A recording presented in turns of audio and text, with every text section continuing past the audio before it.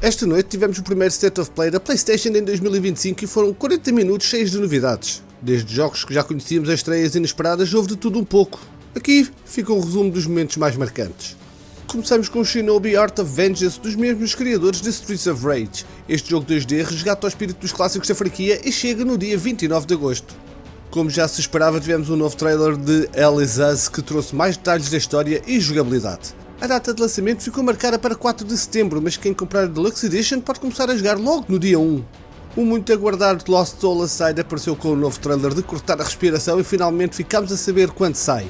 O dia será 30 de maio para a PlayStation 5 e para o PC. Uma surpresa interessante foi Darwin's Paradox, um jogo de plataformas com um polvo como protagonista. Ele foi raptado por aliens e tem habilidades como trepar, camuflar-se e disparar tinta. Para melhorar a imersão, os jogadores vão sentir as suas ações através do comando DualSense. E claro, Borderlands 4 também apareceu cheio de caos e com montes de armas à mistura. Sai no dia 23 de setembro e a Gearbox prometeu um State of Play dedicado ao jogo durante a primavera. Split Fiction, um novo jogo da Hazelight, que são os mesmos criadores de It Takes Two, chega a 6 de março e traz uma aventura corporativa onde duas escritoras entram nos mundos que criaram. Depois do leak chega a confirmação oficial. Metal Gear Solid Delta Snake Eater vai ser lançado no dia 28 de agosto deste ano. Este remake replica na íntegra Metal Gear Solid 3, que narrativamente é o primeiro jogo da linha temporal da franquia e tem um dos melhores plot twists da história dos videojogos.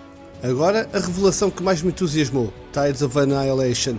Inspirado na lenda do rei Arthur, este jogo decorre numa Londres devastada por uma invasão alienígena, com Lady Gwendolyn a lutar pelo destino da humanidade.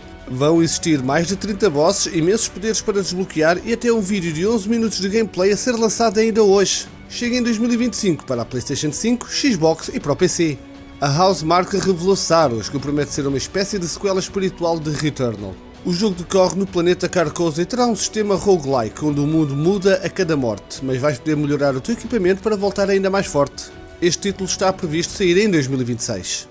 Para quem ainda sonhava com o Days Gone 2, a Sony não trouxe a sequela, mas sim uma versão remasterizada para a PS5 e PS5 Pro com o lançamento a 25 de Abril. Vem com novos modos como Permadeath, Speedrun e Horde Assault, onde diferentes hordas de zombies cada vez maiores. A Shift Up anunciou mais um crossover de Stellar Blade, desta vez com Goddess of Victory Nikkei. Vai trazer um novo boss, colecionáveis e um fato extra para Eve. O DLC chega em junho de 2025, na mesma altura que a versão de PC do jogo. E o último destaque vai para Lies of P Overture, o DLC do aclamado Souls-like. Pelo que vimos no trailer, traz novos bosses, inimigos e armas, explorando os acontecimentos que levaram ao massacre das marionetas. E estes foram os principais destaques do State of Play. Eu gostaria de saber qual é que foi o teu anúncio favorito. Obrigado por ter estado desse lado e vemos no próximo. Creep Out!